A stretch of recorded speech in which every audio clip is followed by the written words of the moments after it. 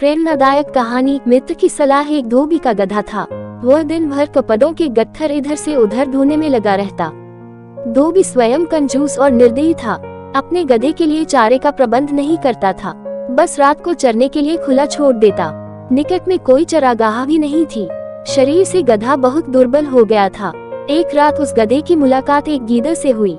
गीदड़ ने उससे पूछा कि महाशय, आप इतने कमजोर क्यों हैं?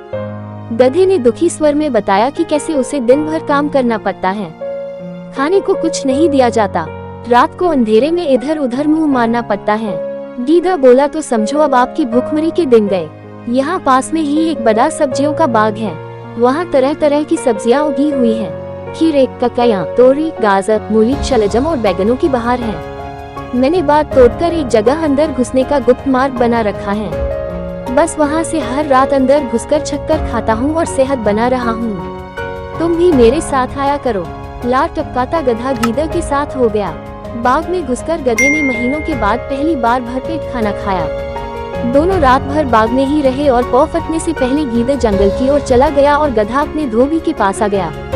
उसके बाद वे रोज रात को एक जगह मिलते, बाग में घुसते और जी भर कर खाते। धीरे धीरे गधे का शरीर भरने लगा, उसके बालों में चमक आने लगी और चाल में मस्ती आ गई। वह भूखमरी के दिन बिल्कुल भूल गया। एक रात खूब खाने के बाद गधे की तबीयत अच्छी तरह हरी हो गई। वह झूमने लगा और अपना मुंह ऊपर उठाकर कान फफड़ाने लगा। गीदड़ ने चिंतित होकर पूछा, मित्र, यह क्या कर रहे हो? तुम्हारी तबीयत तो ठीक है। गधा आंखें बंद करके मस्त स्वर में बोला, मेरा दिल गाने का कर रहा है। अच्छा भोजन करने के बाद गाना चाहिए। सोच रहा हूँ कि ढेंचू राग गाऊं। गीदड़ ने तुरंत चेतावनी दी, न ऐसा न करना गधे भाई, गाने वाने का चक्कर मत चलाओ। यह मत भूलो कि हम दोनों यहाँ चोरी कर रहे हैं। मुसीबत को नेता मत दो। गधे ने टेढ़ी नजर से गीदड़ को देखा और बोला, गीदड़ भाई, तुम जंगली के जंगली रहे, संगीत के बारे में तुम क्या जानो? गीदड़ ने हाथ जोड़े, मैं संगीत के बारे में कुछ नहीं जानता, केवल अपनी जान बचाना जानता हूँ। तुम अपना बेसुरा राग लापने की जिद छोड़ो, उसी में हम दोनों की भलाई है। गधे ने गीदड़ की बात का बुरा मानकर हवा में दुलत्ती चलाई और शिकायत करने लगा, तुमने मेरे राग को बेसुरा कहकर मेरी बेइज्जती की है। हम गधे शुद्ध शास्त्रीय लय में रेंगते हैं, वह मूर्खों की समझ में नहीं आ सकता। गीदड़ बोला, गधे भाई, मैं मूर्ख जंगली सही, पर एक मित्र के नाते मेरी सलाह मानो। अपना मुंह मत खोलो, बाग के चौकीदार जाग जाएंगे। गधा हंसा, अरे मूर्ख गीदड़, मेरा राग सुनकर बाग के चौकीदार तो क्या, बाग का मालिक भी फूलों का हार लेकर आएगा और मेरे गले में डालेगा। गीदड़ ने चतुराई से काम लिया और हाथ जोड़कर बोला, गधे भाई, मुझे अपनी गलती का एहसास हो गया है।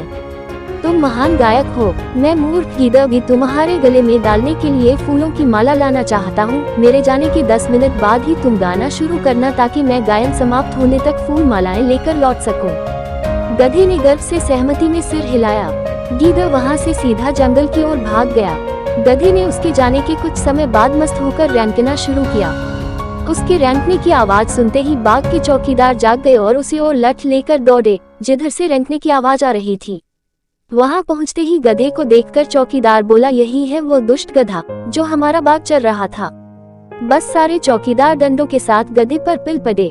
कुछ ही देर में गधा पिट कर अधमरा गिर पड़ा। सीखा, अपने शुभ चिंतकों और हितैषियों की नेक सलाह न मानने का परिणाम बुरा होता है।